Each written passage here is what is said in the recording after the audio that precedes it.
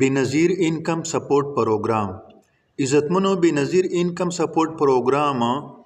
دې فایده زیاته وکړه که نقصان یې وکړو پښتانه او عوام الناس دغو ته یې چوره فایده ورکړه او چوره یې نقصان ورکړه یوه زنانه به یې دی به سباوره بازار ته لاړه سي شهر ته به لاړه سي هلته به دی پیسې رخلي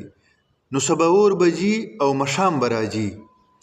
داسې ډېر کلي دي چې د هغه واله ټریفک نه هونې کې برابر ده سباور به یو ګاډی راځي بیا به غرمې لا ماسپښین ته ځي نو ګردیر وجې دی واله خرابه سي په دوم نمبر چې بعضې زنانه ورته ووایي وایي تا پیسې نن نسته ته سبا راځه تا هفتې بعد راځه بیا زنانه و چې داسې مسلې دي چې کومې پیسې دو ته ورکي دوره پورې دو کور ته نه راځي چې تر چوره پورې هغه پیسې بازار چې نه یې لګولې دی به په 4-5 زره باندې سوټ کوي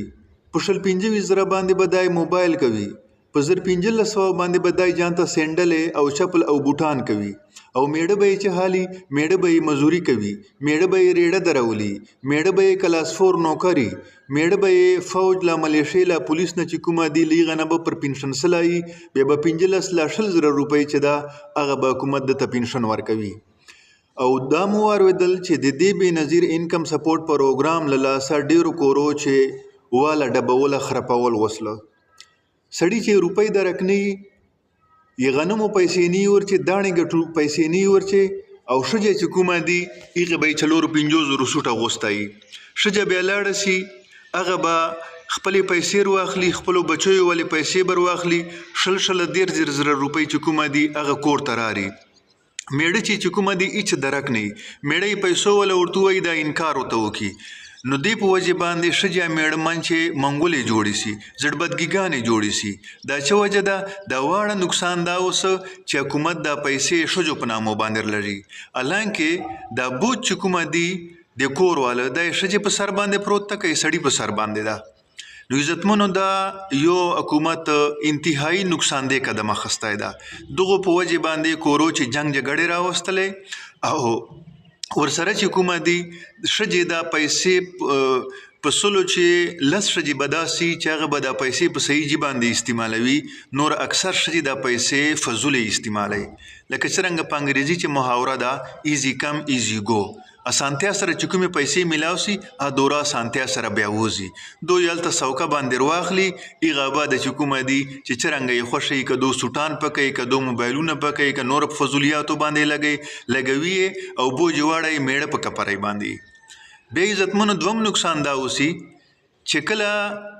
د پیسو ریکوري کیږي ورته یې وایي ته چې کومه دي پنشني یارې ته ملیشې چې وې ته فوج چې وې ته پولیس چې تا نوکري ده اوس د ملیشې لا پولیس لا فوج لا د یو کلاس 4 دغه به چوره پنشن یا چوره بیا تنخواهي 30-40 هزار روپۍ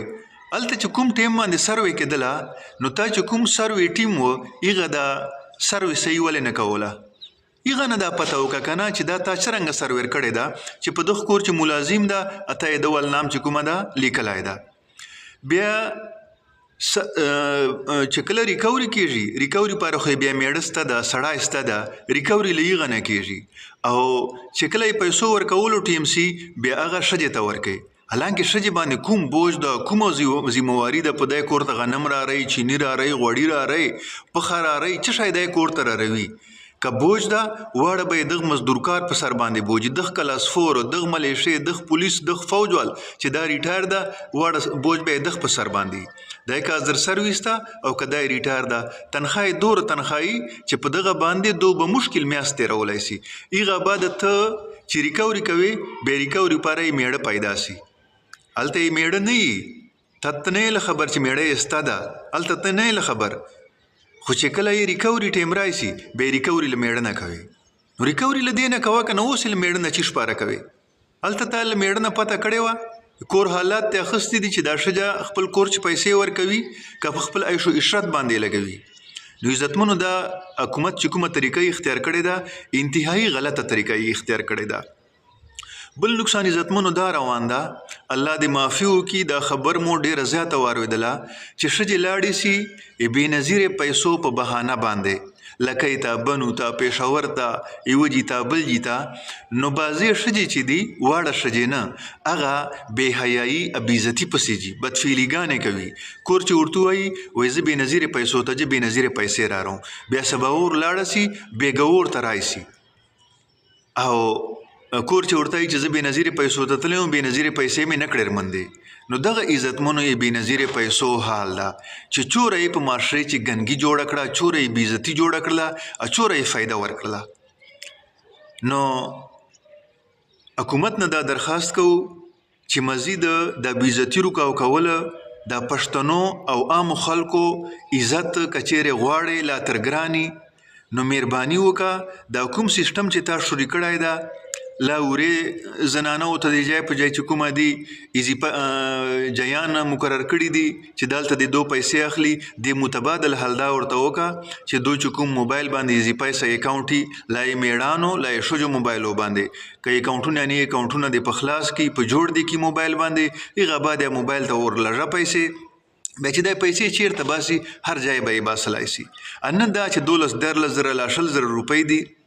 ښځې دې بې عزته کړې له حیا دې خلاصې کړې پښتانه دې بې عزته کړله کور چې د جنګ جګړې جوړې کړې منګولې دې جوړې کړلې او دویم آخري درخواست دا کوو چې کومه ریټایر ملازمین دي لکه فوج و ملیشې لا پولیس واله لا کلاس فور لا حاضر سرویس دي له دغه نه د ریکوري نه کېږي یو خو دا ښځې میړانو ته پیسې ورکوي نه چې ته اوس نن ریکوري له میړانو نه کوي او په دویم نمبر چې دا ریکوري چې دا دو سره دوره شای نه چې تا ته واپس دا پیسې جمع کړي 30-40-50 هزار روپۍ اخلي نو دی په هغه باندې به مشکله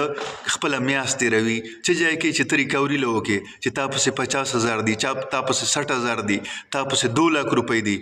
عزتمنو حکومت دا کوم قدم چې اخیستی ده دا انتهایی افسوسناک قدم ده او د سوشل میډیا په ذریعه سره موږ حکومت نه دا درخواست کوو اپیل کوو چې د کوم سیستم در روان کړی ده دی چې د ردو بدل وکړي او ایزي پیسې اکاونټ ته دا پیسې واړوي تا چې خلکو ته په دې سره سهولت ورسیږي